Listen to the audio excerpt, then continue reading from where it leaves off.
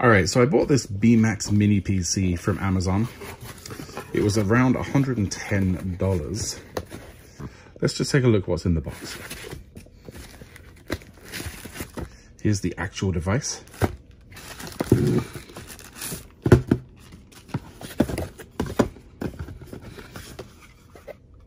All right, it's a plastic case, so it doesn't feel particularly rich, but you know, it feels pretty solid. It has VGA output, HDMI, Ethernet, headphones or headset, 2 USB ports. I'm assuming that those are USB 2, but I don't know. And a place to connect to power and a power button. Oh, and those are USB 3 ports and a micro SD card slot.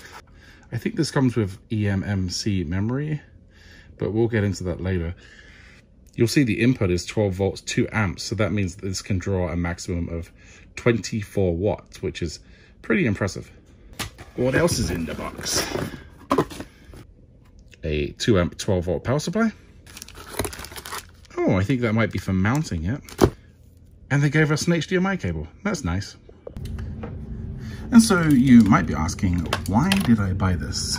Well, I don't really have great justification other than it was cheap, and I was hoping to find something that I could connect to my TV that would allow me to test play some of the games that I'm working on developing, which are basically just, you know, 2D games, so they don't need too much in graphic processing power. This thing has 6 gig of RAM, and I'm sure it has Intel graphics, so it should be good enough, but you know, I figured it was worth the risk. There it goes. Yeah, that's pretty nice looking. I'm going to run through the setup process, get Game Maker Studio 2 installed, download my game code, and test it out, and we'll see, you know, how well it performs. Well, I gotta say, it's not the fastest computer in the world. It looks like it's a dual-core Celeron, but it does have 6 gigabytes of RAM, and while that's running, it also, yeah, it has, well, 47.6 gigabytes of space. So I think that's the eMMC, but I think you can install like an M2 SSD into an empty slot. So maybe we'll take a look at that in a minute. All right, I'm running the game. It should be getting 60 frames a second, but let's see how this performs. So I put the frames per second in the top right, and well, it's not good. I can tell because the star field is moving really slowly. But let's see. Oh yeah, it's so laggy. I'm still getting 36 right there.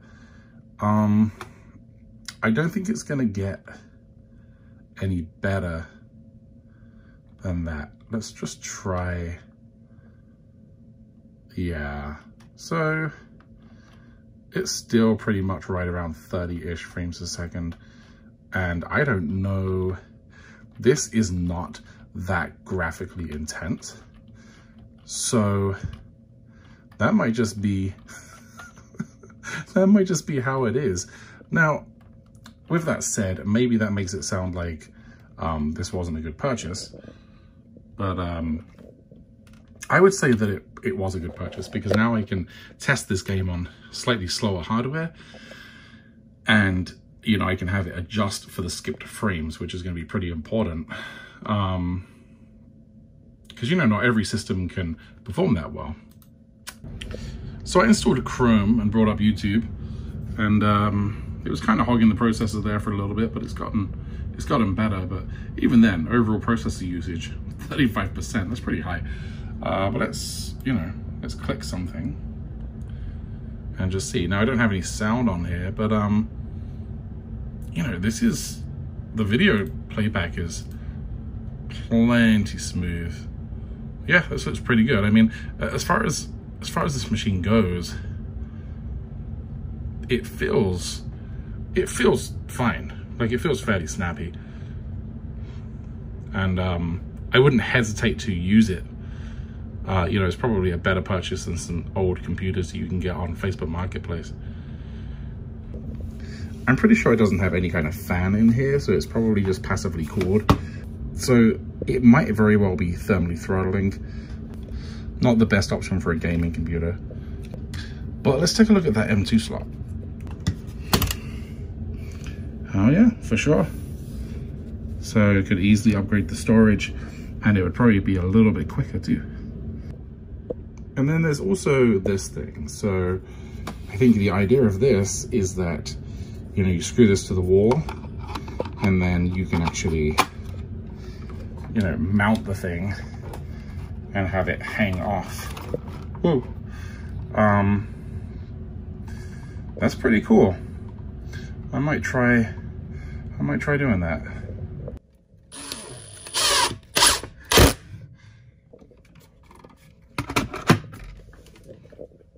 Yeah, that is pretty cool. It's a long way from being perfect, and you know, for $100, you probably could get a much more powerful computer secondhand.